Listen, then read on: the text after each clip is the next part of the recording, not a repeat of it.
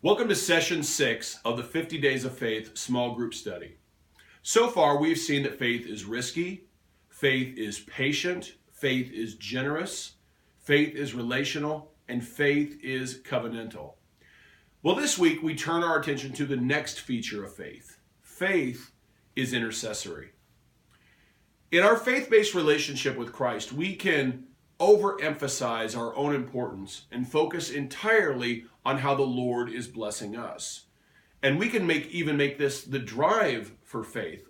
Lord, I'll trust you if you do this and this and this for me. But a faith-based relationship with Christ comes with some pretty awesome promises, but it also comes with the expectation that our attention is oriented toward others. Remember, Jesus said the greatest commandment is to love God with our whole selves. And the second greatest commandment is like it. He said, the second greatest commandment is to love our neighbors as ourselves.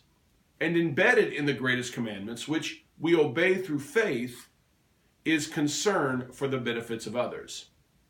And that is consistent with what we see from the life of Abraham. So press pause and take a minute or two and read Genesis chapter 18, verses 16 to 33 in your small group. The Lord paid Abraham a visit. On what seemed like just an ordinary day, 3 men show up in front of Abraham's tent. But these are not ordinary men.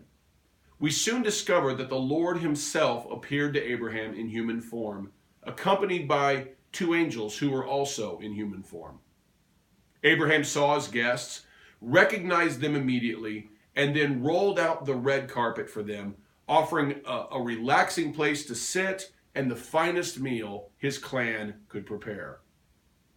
Abraham didn't even join his guests, but stood in the background, taking on the role of a servant. The Lord and his 2 angelic companions, they finished their meal, they complied with customary cordialities, and then got down to business. And the Lord was there for 2 reasons. The first was to share the words that Abraham had waited 24 years to hear. His son Isaac, the son of promise, would be born in the next 12 months.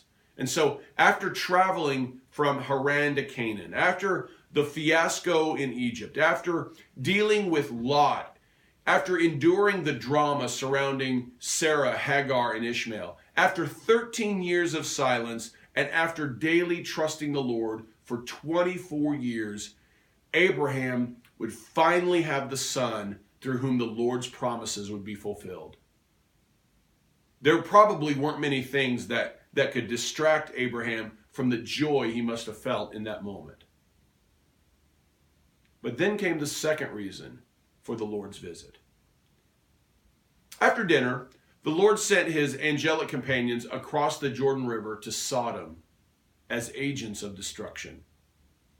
The Lord told Abraham he was intimately aware of the wickedness of Sodom, Gomorrah, and 3 surrounding suburbs. It wasn't just Sodom and Gomorrah, it was also Admah, Zeboim, and Zoar. He decided to destroy those cities as a consequence for their evil. Well, Abraham immediately remembered his nephew Lot lived in Sodom, along with a few thousand people in those 5 cities. And Abraham asked the Lord if he would destroy those cities if he could find 50 righteous people. And the Lord told Abraham he would not destroy those cities if 50 righteous people could be found. And that's actually a considerable percentage of the population. Cities in the ancient world were not large according to our standards. The largest city in the world during the life of Abraham was Mari, which is in present-day Iraq. And its population was approximately 60,000. Also, by comparison, Jerusalem at the time of Christ had a daily population of approximately 5,000 people. And the 5 cities about to be destroyed were in the neighborhood of 3,000 to 5,000 residents. Abraham is asking the Lord to consider 1 to 1.5% of the population. That's actually a considerable percentage to say, are they righteous or not?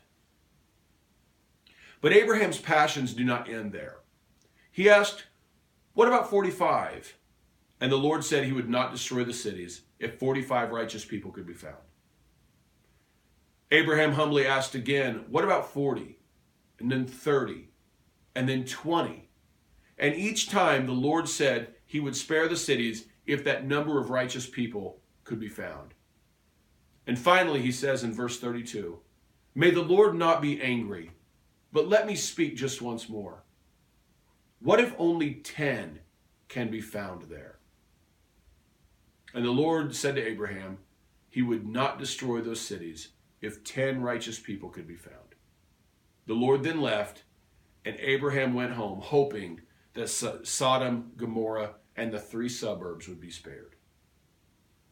Abraham interceded for Sodom and Gomorrah. And that is consistent with his life of faith. Faith is intercessory, which is more than simply praying for someone. Intercession is a reorientation of our attention away from the blessings and curses of our lives toward the challenges other people face. And that's what we see in this story from Abraham's life. Abraham did more than simply pray for Sodom and Gomorrah. I mean, he had just received the best news of his life. Isaac, the son of promise, was coming in the next 12 months. And these were words that Abraham waited 24 years to hear. And even now, Sarah could have already been pregnant. And no one would have blamed Abraham if he were home celebrating the coming of the son of promise.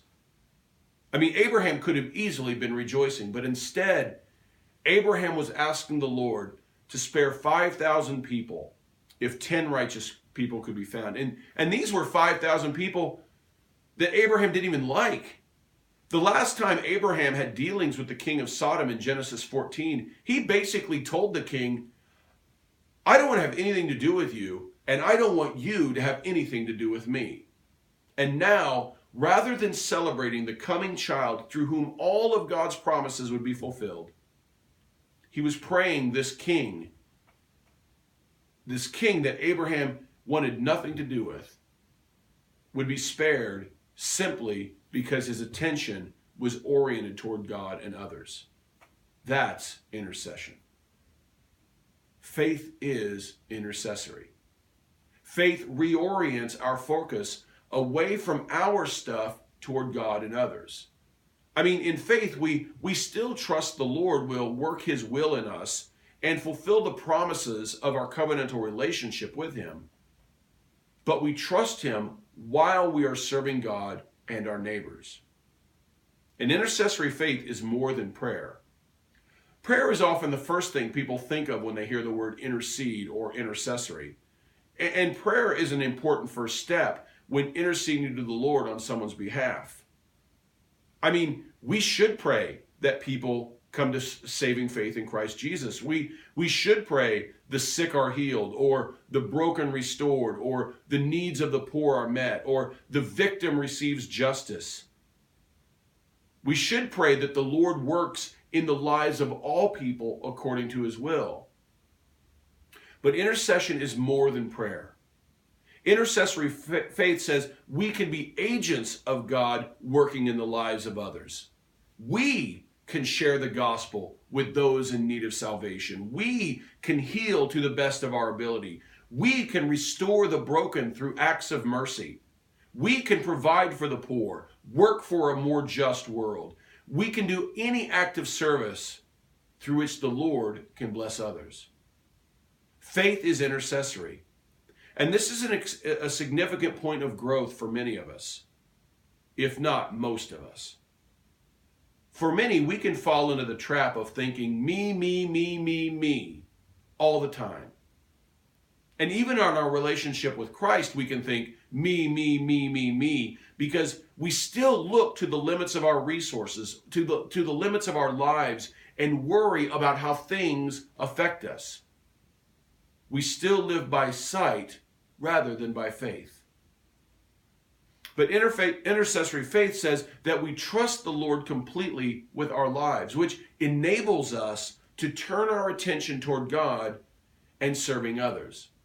Does that mean that we're frivolous or foolhardy with our lives? Of course not. The exact opposite is true. Intercessory faith empowers us to turn control of our lives over to the Lord, who is powerful enough to overcome our challenges. All we must do then is go where he leads and do as he instructs. We can then use our gifts, our talents, our skills to make a difference in the lives of others on the Lord's behalf, beginning with intercessory prayer. But it doesn't end there. It ends with intercessory action. So take a few minutes and answer the discussion questions in your group. And listen, thank you for growing with me in faith throughout this immersive experience. Please know that you are prayed for. Have a great small group. See you next time, and God bless you.